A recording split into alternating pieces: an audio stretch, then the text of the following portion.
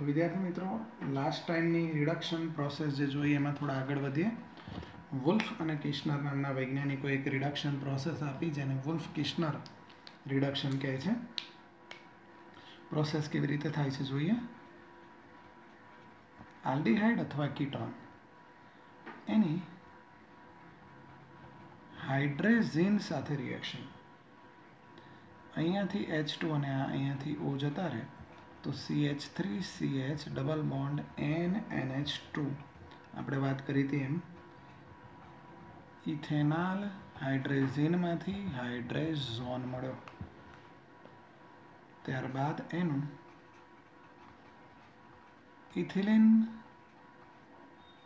Glycol alcoholic ethylene glycol સાથે 453 થી 473 kelvin તાપમાને રિએક્શન કરીએ તો આ બે હાઇડ્રોજન અહીંયા ભળી જાય તો સમજો કે CH3CH3 મળે અને N અને N એટલે N2 છૂટા પડે।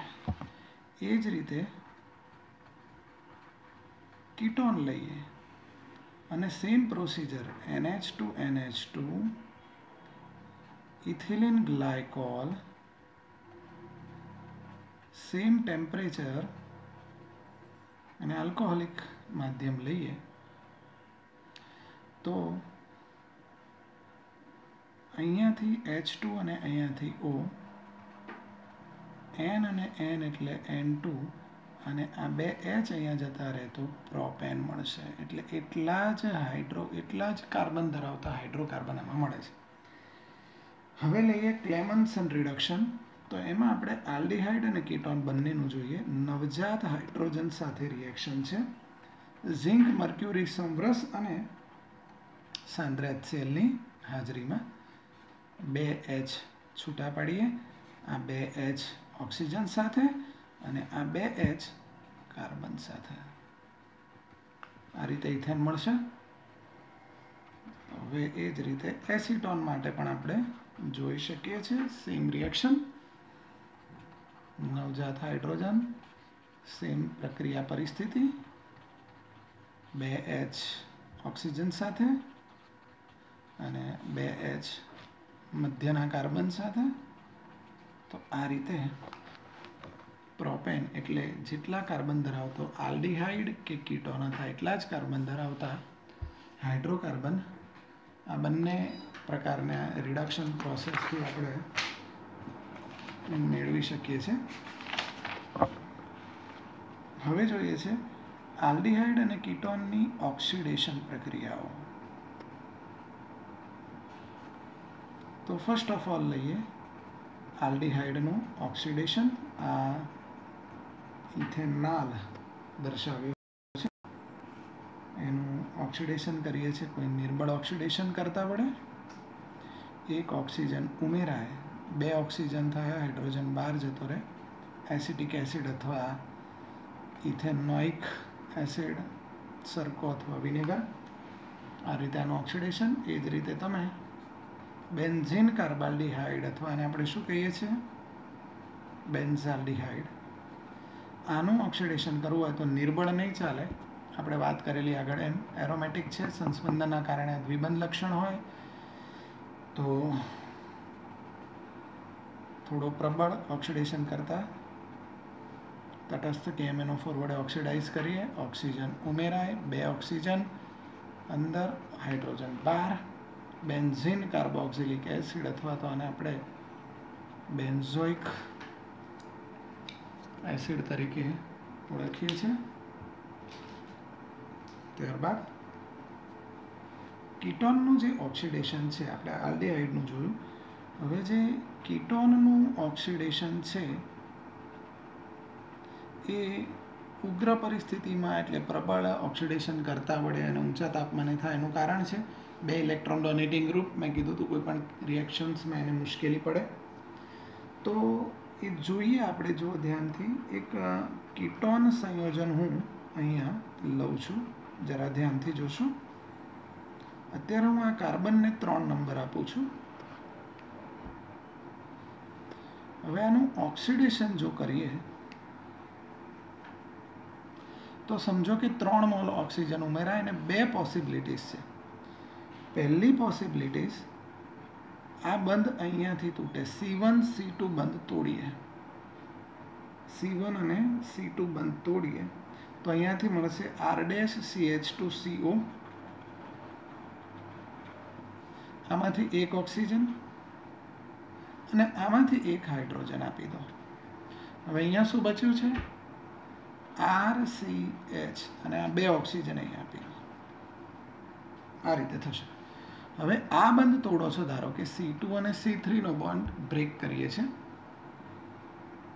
તો આટલું તો લખી કાઢીએ, RCH2CO, આમાંથી એક O, આમાંથી એક H, તો અહીંયા શું બચ્યું છે? R-CH અને આમાંથી 2 O. તો C1 C2 બંધ તોડીએ તો આ પ્રકારની પ્રોડક્ટ, અને C2 C3 બંધ તોડીએ તો કંઈક આ પ્રકારની પ્રોડક્ટ મળે છે. આ ઓક્સિડેશન જોયું આપણે આલ્ડીહાઇડ અને કીટોનનું.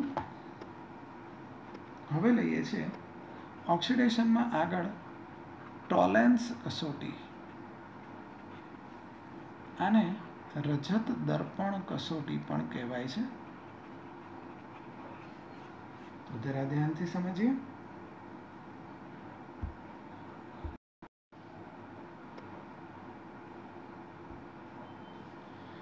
તો વિદ્યાર્થી મિત્રો, ટોલેન્સ નામના વૈજ્ઞાનિકે આ દર્શાવેલી કસોટી છે. એમાં સૌથી પહેલા જાણી લઈએ કે માત્ર આલ્ડીહાઇડ સંયોજનોની જ પરખ કસોટી છે. આ એલિફેટિક અથવા એરોમેટિક આલ્ડીહાઇડની પરખ આનાથી આપણે કરી શકીશું. તો સૌથી પહેલા ટોલેન્સ પ્રક્રિયક બનાવવો પડે. કેવી રીતે બનાવીશું? AgNO3 અને વધારે માત્રામાં એમોનિયમ હાઇડ્રોક્સાઇડ, આ બંનેને ભેગું કરીશું તો એમોનિકલ AgNO3 મળશે. કંઈક આ રીતે એની ફોર્મ્યુલા થશે. મતલબ કે આમાં 2 આયનો AgNH3 ટ્વાઇસ પ્લસ અને OH માઇનસ. આને જ આપણે ટોલેન્સ પ્રક્રિયક કહીએ છીએ. હવે એની રિએક્શન કરીએ છીએ આલ્ડીહાઇડ સાથે. ધ્યાનથી સમજો. હવે ટોલેન્સ પ્રક્રિયક એની આલ્ડીહાઇડ સાથેની આ રિએક્શન કોઈ ટેસ્ટ ટ્યુબમાં અથવા તો કોઈ પાત્રમાં આપણે કરી છે. તો શું થાય છે? ધ્યાનથી જોશો. અહીંયાથી એક O અહીંયા આપો અને અહીંયાથી એક H અહીંયા આપો તો RCOO માઇનસ અને અહીંયા 2H2O થશે. રિપીટ જોઈ લો તો એકવાર. અહીંયાથી એક ઓક્સિજન અહીંયા આપો અને અહીંયાથી એક હાઇડ્રોજન અહીંયા, એટલે અહીંયા 4 હાઇડ્રોજન અને 2 ઓક્સિજન 2H2. અહીંયા કાર્બોક્સિલેટ આયન બનશે. આમાંથી 2 Ag અને 4 એમોનિયા રિલીઝ થશે. આ જે ચાંદી છૂટી પડી વિદ્યાર્થી મિત્રો, એ પાત્રની અથવા તો ટેસ્ટ ટ્યુબની દિવાલો પર જામી જાય એટલે અરીસા જેવી રચના ઉદ્ભવે. એના કારણે જ આને રજત એટલે કે ચાંદી, અને એના કારણે અરીસા જેવી રચના ઊભી થઈ એટલે એને રજત દર્પણ કસોટી તરીકે ઓળખીએ છીએ.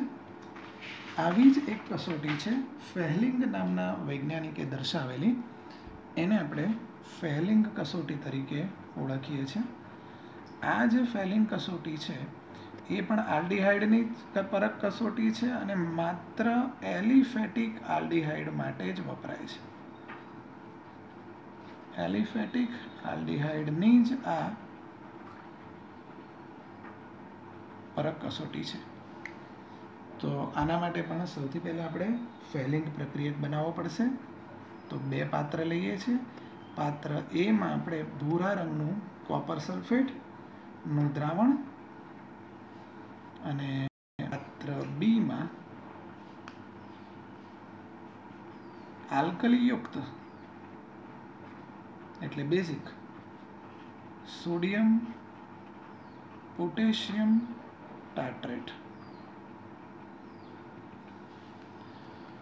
આને આપણે ફેલિંગ એ કહીએ છીએ, આને ફેલિંગ બી કહીએ છીએ. બંનેને કમ્બાઇન્ડ કરીશું એટલે આપણને Cu+2 અને OH- આયન ધરાવતો પદાર્થ મળશે, જેને આપણે ફેલિંગ પ્રક્રિયક તરીકે આગળના લેવલે યુઝ કરવાના છીએ. તો ચલો આનો યુઝ સ્ટાર્ટ કરીએ. આપણે આલ્ડીહાઇડ લઈએ અને આ ફેલિંગ પ્રક્રિયક એઝ યુઝ્યુઅલ અહીંયાથી એક O અહીંયાથી એક H અહીંયા, તો RC=- થઈ જશે. અહીંયા 4 O બચે, એમાંથી એક O અહીંયા આપી દો તો Cu2O થઈ જશે. ફરીથી એકવાર જોઈએ. અહીંયાથી એક O અહીંયા એટલે RC=- અને એક O અહીંયા એટલે Cu2O થઈ ગયો.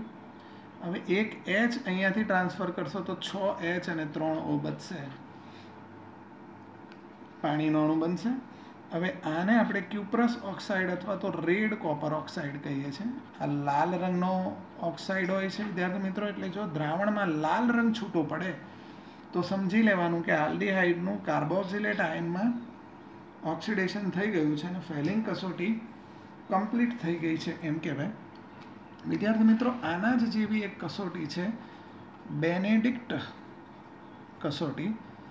સેમ ફેલિંગ કસોટી જેવી જ કસોટી છે, પણ એમાં CuSO4 ની સાથે આલ્કલીયુક્ત સોડિયમ પોટેશિયમ ટાર્ટ્રેટ જે આપણે લઈએ છીએ એની બદલે સાઇટ્રેટ લેવાનો છે. રિએક્શનમાં મિક્સરમાં કોઈ ફરક નહીં પડે. આનો આ જ લાલ રંગ એઝ ઇટ ઇઝ છૂટો પડશે, રેડ કોપર ઓક્સાઇડ. એટલે એ કસોટી પૂર્ણ થઈ એમ ગણાશે અને આ પણ આલ્ડીહાઇડ માટેની જ કસોટી છે.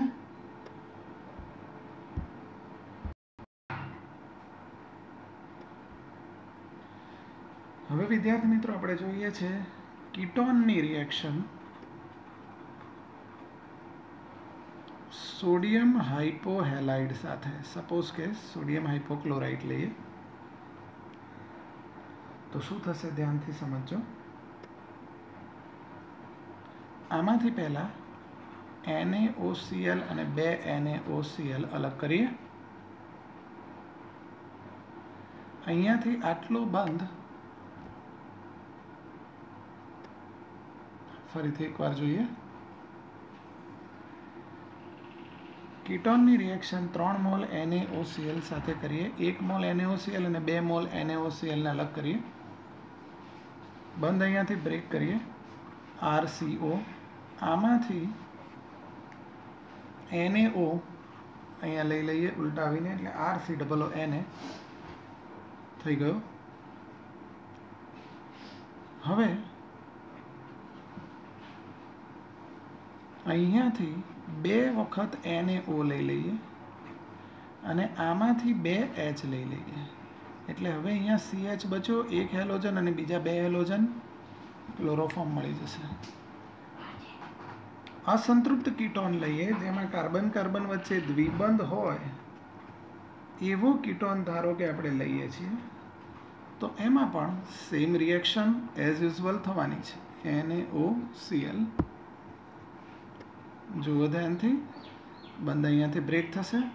CH3CH double bond C, CH3 CO, આમાંથી ONa એઝ યુઝ્યુઅલ ઉપર જોયું એમ 2 મોલ NaOH અને CHCl3 ક્લોરોફોર્મ આ રીતે મળી જશે. હવે વિદ્યાર્થી મિત્રો, આલ્ડીહાઇડ અને કીટોનની આલ્ફા હાઇડ્રોજનના કારણે થતી રિએક્શન્સ જોવાની છે.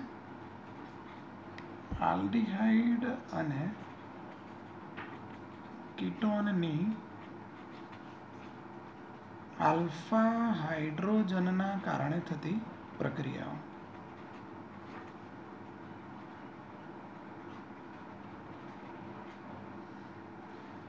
તો ફર્સ્ટ ઓફ ઓલ આલ્ડીહાઇડ આપણે સંયોજન લીધું. આ આલ્ડીહાઇડ સંયોજનમાં ક્રિયાશીલ સમૂહની બાજુનો કાર્બન આલ્ફા કાર્બન કહેવાય ને એની પર જે હાઇડ્રોજન હોય એને આપણે આલ્ફા હાઇડ્રોજન કહીએ છીએ. તો આ આલ્ફા હાઇડ્રોજનને અનુલક્ષીને એની કેમિકલ રિએક્શન્સ આપણે જોવાની છે.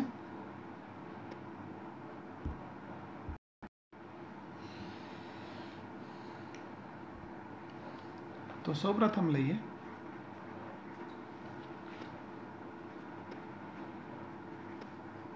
એસિટાલ્ડિહાઇડ જેના આલ્ફા કાર્બન પર હાઇડ્રોજન છે એવા 2 મોલ લઈએ છીએ.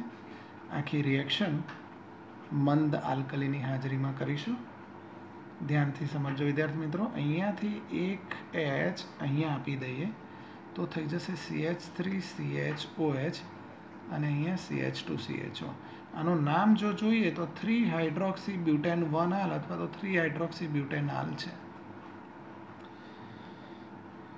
પણ આને કહેવાય કે ક્રિયાશીલ સમૂહની બાજુનો આલ્ફા કાર્બન અને એની બાજુનો બીટા, તો બીટા કાર્બન પર હાઇડ્રોક્સી છે એટલે આને બીટા હાઇડ્રોક્સી આલ્ડીહાઇડ કહીશું. એવી જ રીતે કીટોન માટે પણ આ રિએક્શન બતાવી શકાય. અહીંયા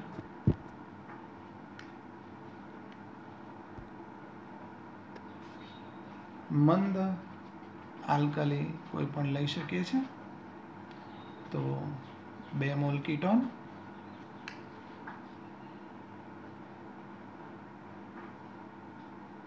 અહીંયાથી એક H કાર્બનને આપીએ તો થશે CH3COH CH3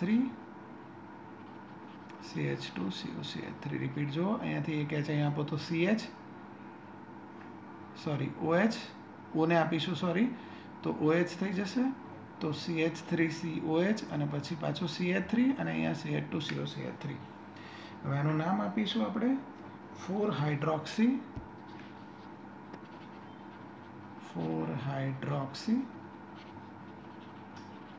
4 methyl pentane 2 on, આવું આપણે નામ આપીશું. અને આમાં ક્રિયાશીલ સમૂહની બાજુનો આલ્ફા અને એની બાજુનો બીટા કાર્બન એની પર કીટોન છે એટલે એની પર OH છે એટલે બીટા હાઇડ્રોક્સી કીટોન જાતિનું આ સંયોજન કહેવાશે. હવે એ જ સંયોજન દર્શાવ્યું છે. હવે આમાંથી આપણે ગરમ કરીને પાણીનો અણુ દૂર કરીએ તો અહીંયાથી OH અહીંયાથી H જતો રહે તો CH3CCH3 ડબલ બોન્ડ CHCOCH3 બનશે. નામ એનું આપી શકાશે 4 મિથાઇલ પેન્ટ 3 ઇન 2 ઓન, કારણ કે અહીંયાથી આપણે નંબર આપીશું 1 2 3 4 5 એ રીતે. હવે વિદ્યાર્થી મિત્રો આની પર આવી જઈએ. આ પ્રોડક્ટમાં પણ આપણે ગરમ કરીને પાણીનો અણુ દૂર કરીએ તો OH અને H અહીંયાથી જતો રહે તો શું બચશે CH3CH ડબલ બોન્ડ CHCHO. નામ થશે આનું બ્યુટ 2 ઇનાલ. તો વિદ્યાર્થી મિત્રો આ પ્રક્રિયાને આપણે આલ્ડોલ સંઘનન પ્રક્રિયા તરીકે ઓળખીએ છીએ. તો ફરીથી એકવાર 2 સમાન આલ્ડીહાઇડ જેના આલ્ફા કાર્બન પર H હોય, 2 સમાન કીટોન જેના આલ્ફા કાર્બન પર પણ H હોય, એની આ આલ્ડોલ સંઘનન પ્રક્રિયાઓ આપણે નિહાળી.